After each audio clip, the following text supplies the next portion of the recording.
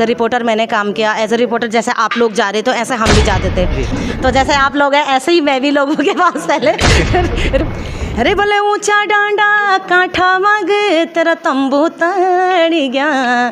अरे बोले ऊंचा डांडा कांठा एड़ियो गुरु झंडा घटी गया मेरी बड़ियो। जैसे नेगी जी हैं, प्रीतम भरद्वाज जी हैं, इस तरह के जब सिंगरों के सामने जाते थे तो तब उन्हें मतलब बहुत तवज्जो दिया जाता था कि ये हमारे उत्तराखंड की लोक संस्कृति, हमारी जो मूल है, जो हमारा विरासत है, जो हमारे संस्कार है, जो हमारी सभ्यता है, जो हमारी धरोहर है, उसके लिए ये लोग काम कर रहे हैं। अरे बोलते ही वाला कांठा रेंदी सोजो बिजोड़ियो तो डांडा काठो मारेंदी सोजो बिजो एड़ियो मेरी। हमारे यहाँ पे कार्तिक स्वामी का टेम्पल है जो साउथ के बाद सिर्फ उत्तराखंड में टेम्पल। सीधे मुझे भगवान का गाना गाने का ही मौका मिला। अगर मैं उत्तराखंड के लोक संस्कृति काम करे तो मेरी वेशभूषा भी ऐसी होनी चाहिए। मुझे मेरा जो हमारे उत्तराखंड का पहनावा है उसको लेके भी मुझे मंच में जाना चाहिए। हम संस्कृति की बात करें तो सबसे पहले तो हमें अपने घर से ही संस्कृति के लिए हमें घर से ही सबसे पहले ये मिलता है कि भाई हमारी संस्कृति क्या है। नमस्कार दोस्तों, मैं सचिन हिंदुस्तानी आप सभी के साथ टीवी 24 आवर से आपको बता दें जिस प्रकार से हमारे कल्चर को आगे बढ़ाने के लिए एक सिंगिंग जो कि संगीत होता है वो कहीं का भी कल्चर आगे बढ़ाने में एक बहुत अहम योगदान देता है।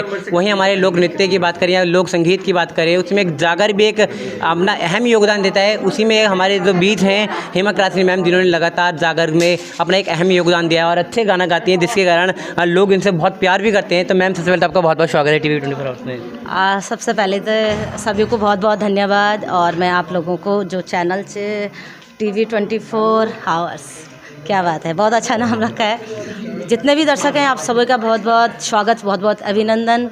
और आपका भी विशेषकर मैं अभिनंदन और स्वागत करती हूँ आज चैनल के माध्यम से। आज कोटद्वार में हम लोग कार्यक्रम के लिए आ रखे और कोटद्वार मेरी कर्मभूमि है क्योंकि मैंने अपने जीवन की जो शुरुआत करी थी कोटद्वार से करी थी। और जो मैंने गाना भी सबसे पहले मैंने तैयार किया था यहीं से किया था क्योंकि मेरी सबसे बड़ी जो सिस्टर है वो यहीं पर रहती है और उनके साथ मैं 12th के बाद जब यहाँ आई तो मैंने एज अ रिपोर्टर यहाँ पर मैंने सबसे पहले जॉब करी थी। तो जैसे आप लोग हैं ऐसे ही मैं भी लोगों के पास पहले रिपोर्टर एज अ रिपोर्टर लोगों के पास। ये लाइन पहली बार हम ब्रेक कर रहे हैं। मेरे लाइफ का ये पहला अचीवमेंट था मेरा कि मैंने 12th के बाद सीधे कोटद्वार में आई एज अ रिपोर्टर मैंने काम किया यहाँ पे। यस। तो मैम जिस प्रकार से आपने जागर गाते हैं और किस प्रकार से आपको जागर गाने का लगा कि आपको जागर गानी चाहिए और आपको ये अपना जो आपने बताया रिपोर्टर से आपका चेंज हो गया, ट्रांसफॉर्मेशन हुआ एक एज अ सिंगर, ये कैसे हुआ? ये एक्चुअली जब मैं मतलब गांव से कोटद्वार आई थी तो मैं तो नहीं छो मालूम कि लोक संस्कृति, लोक संगीत, लोक विरासत, लोक जागर, लोग क्या चीज़ होते हैं मेरे को नहीं इसका आइडिया था, कुछ मालूम नहीं था।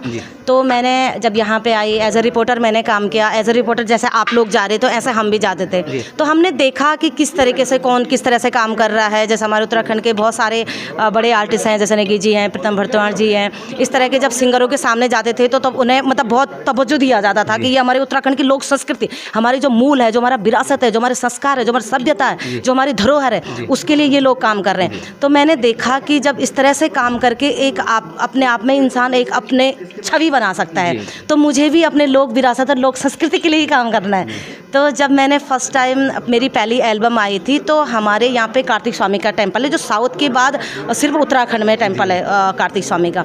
तो मेरे को पहला जो गाने का मौका मिला ना, सीधे मुझे भगवान का गाना गाने का ही मौका मिला। कार्तिक स्वामी का जब जन्म होता है उस टाइम का गाना, उसमें नेगी जी, मैं और मीना राणा जी और विक्रम कपरान जी, तो मेरे को वो गाना मिला। उसके बाद धीरे धीरे मैंने समझने की कोशिश करी कि लोक है क्या, लोक पे अगर हम काम करेंगे तो उससे क्या हमें मतलब किस तरह से हमें एक लोकलिटी मिलेगी। तो मैंने धीरे धीरे देखा कि भाई जब हम उत्तराखंड के लोग हैं, हम उत्तराखंड तक प्रेजेंट कर दा, उत्तराखंड की अगर हम लोग गायक हैं तो उत्तराखंड वही बात हम होना चाहिए है ना। तो हमारे तो लोग जागर, लोकगीत, लोक संगीत मेन हुई तो हम तो फिर वेस्टर्नाइज की तरफ नहीं जाना चाहिए। हाँ नहीं जाना चाहिए, अपने लोक संस्कृति के लिए काम करें। तो मैंने मन में ठान लिया था कि अगर मैं उत्तराखंड की लोक संस्कृति काम करें तो मेरी वेशभूषा भी ऐसी होनी चाहिए। मुझे मेरा जो हमारे उत्तराखंड का पहनावा है उसको लेके भी मुझे मंच में जाना चाहिए और उसे प्रेजेंट करना चाहिए। तो बस आप मेरे जो प्रशंसक है उनके प्यार, उनके आशीर्वाद से उन्हें मुझे अप्रिशिएट किया और आज मतलब उत्तराखंड की लोक संस्कृति के लिए थोड़ा बहुत मेरा एक योगदान है। जिस प्रकार से हम बोलते हैं कि जब से उत्तराखंड बना है कहीं ना कहीं वो केवल पॉलिटिकल पार्ट रह गया है और हमारी संस्कृति कहीं ना कहीं विलुप्त होते जा रही है। जैसे हिमाचल अपनी संस्कृति संस्कृति बचाने में कामयाब रहा। उत्तराखंड कहीं ना कहीं आप देखते हैं कि दुर्भाग्यपूर्ण है कि अपनी संस्कृति नहीं बचा पाया। तो इसी प्रकार से आप कहेंगे आप इस चीज़ को जब आगे बढ़ाते हैं, जब लेके अच्छा इंसान एक आइकन बनता है, फिर वो इस चीज़ को आगे बढ़ाते हैं, तो कितना योगदान देता है संगीत और कितना योगदान देता है आपकी वेशभूषा किसी संस्कृति को आगे बढ़ाने के लिए? देखो, अगर हम संस्कृति की बात करें तो सबसे पहले तो हमें अपने घर से ही संस्कृति के लिए हमें घर से ही सबसे पहले ये मिलता है कि भाई हमारी संस्कृति क्या है। और अगर हम किसी भी, जैसे हिमाचल की आप बात करें, पंजाब की आप बात करें, किसी भी स्टेट की आप बात करिए, तो वहाँ की अपनी अपनी विरासत है, अपना अपना मूल है। तो हम उत्तराखंड के हैं तो मुझे लगता है कि अपने धरोहर बचाने के लिए अगर हम उत्तराखंड के लोक गायक हैं, उत्तराखंड के लोक कलाकार हैं, तो हमारा कर्तव्य बनता है अपनी लोक संस्कृति, अपनी वेशभूषा, अपनी परंपरा को जीवित रखना हमारा कहीं ना कहीं हमारा योगदान बनता है। तो मैंने कोशिश करी कि भाई अगर हम उत्तराखंड के हैं, हमारे जो ऐसा भी नहीं है कि हमारा संस्कृति आगे नहीं है, हमारा उत्तराखंड आगे नहीं। आज की डेट में हमारा उत्तराखंड बहुत आगे है। जहाँ हमारा छोटा भाई है इंदर बैठा हुआ है, उसने अभी एक गाना गाया था, वो इतना वायरल हो गया, इतने बड़े लेवल पे, नेशनल इंटरनेशनल लेवल पे वो आज उत्तराखंड को जानते हैं।